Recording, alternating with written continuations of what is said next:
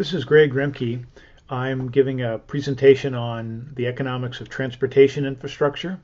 This is a topic under consideration by the STOA Debate League for the coming school year, and it's also the national high school debate topic for the current school year, so it's one that I've given some workshops on over the last few months. So, titled my presentation, which I'm going to split into 15 or 20-minute segments, Transportation Infrastructure, Key to Progress, Civilization, and Prosperity. My organization is economicthinking.org, and I'm drawing from Randy O'Toole's work in this presentation.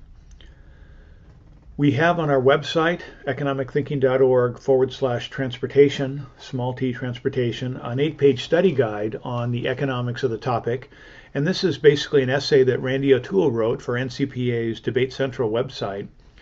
I basically took the essay and reformatted it and added some information about other books and materials and online resources on the topic. The resolution: the United States federal government should substantially increase its transportation infrastructure investment in the United States.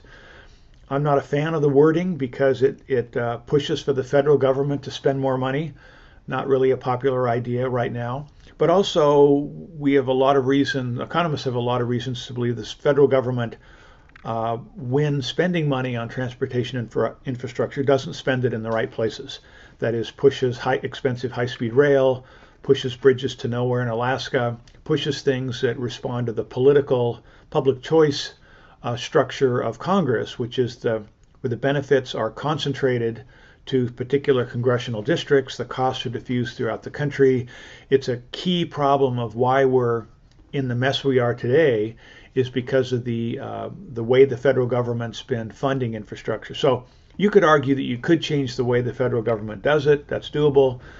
But with this wording, having the private sector play a larger role in transportation infrastructure, which it is around the world successfully, seems to be held off. And I know you can always argue that for the negative, but students tend to be drawn to their affirmative cases. They invest a lot of time in them, and I hate to see Christian homeschoolers turned into transportation socialists by debating this topic through the year. So my workshops are a way to help avoid that. So resources on the topic: Randy O'Toole, again with the Cato Institute, has a book called Gridlock: Why We're Stuck in Traffic and What to Do About It. And I highly recommend it. You can read about it online, but basically O'Toole's making an interesting historical argument that in many ways our federal transportation system used to be market-oriented in an interesting way. And he discusses this in more detail also in his book, Best Laid Plans. But in both of these books, Randy explains the history, which is in the 50s and 60s. Basically, highways were funded by the gas tax. So when the state highway department, state transportation department, built a new highway, a new freeway, if they built it in a place where no cars would travel, there would be no gas used on it, which means no gas tax.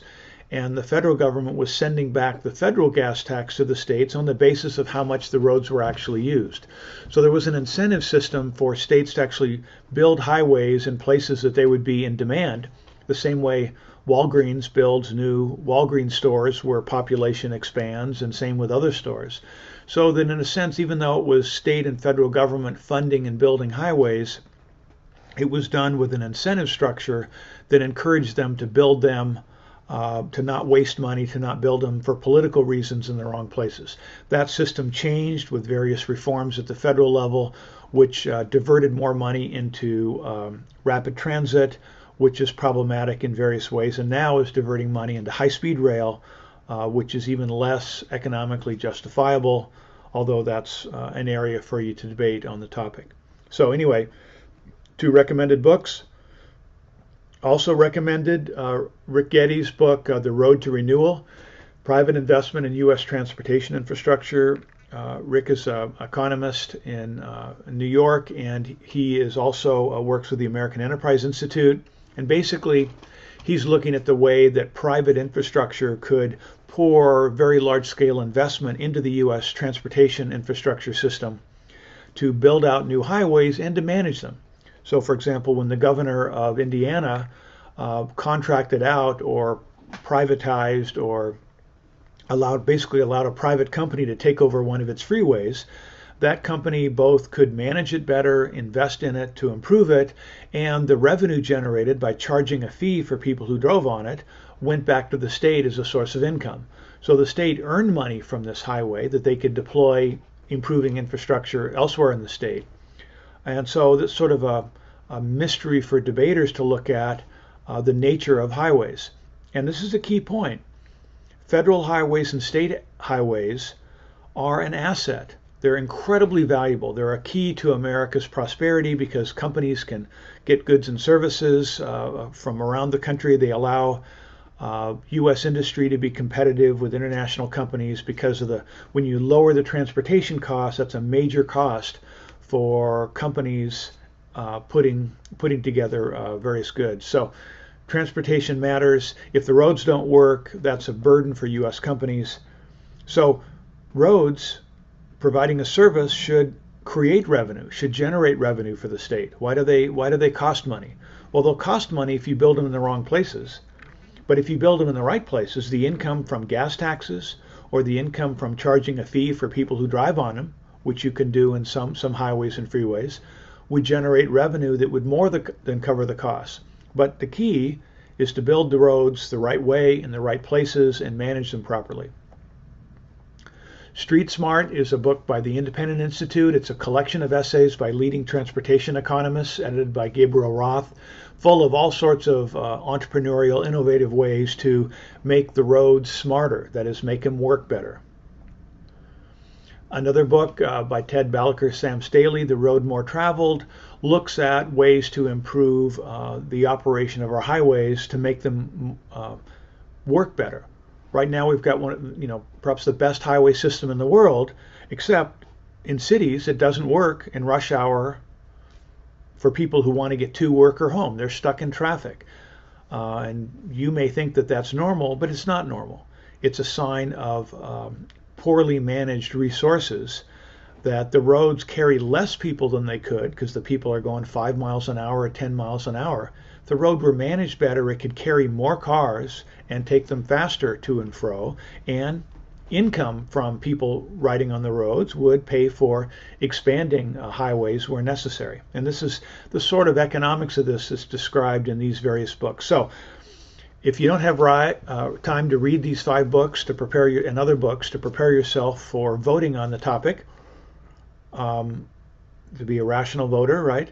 You can listen to the rest of the presentation where I'll try and explain some of the themes in these books. First theme, sort of core of economics, the idea of scarcity. We live in a world of limited resources. We have limited space for buildings, for homes, for offices, for sports stadiums, and for highways. So wherever you're building highways and freeways, there's limited space to do that. That space has a cost. We have to make choices over how we're going to use our land. We're going to have to make choices of how we use our limited resources. It costs money to build roads. That money and talent and equipment could be used to build buildings or to build offices, to build homes. So that we're looking at a system whereby we can most efficiently, fairly, justly allocate the scarce resources we have to the various uses. Economists use the term of opportunity cost to describe the cost of investing in one aspect or another of the economy. So scarcity, we live in a world of limited resources. Transportation infrastructure, it's scarce.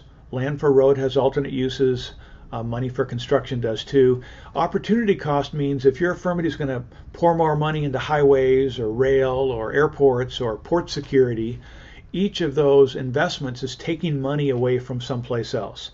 That is, it's drawing people, resources, equipment, engineering skill from somewhere else and deploying it to work in the field that you've chosen for your affirmative.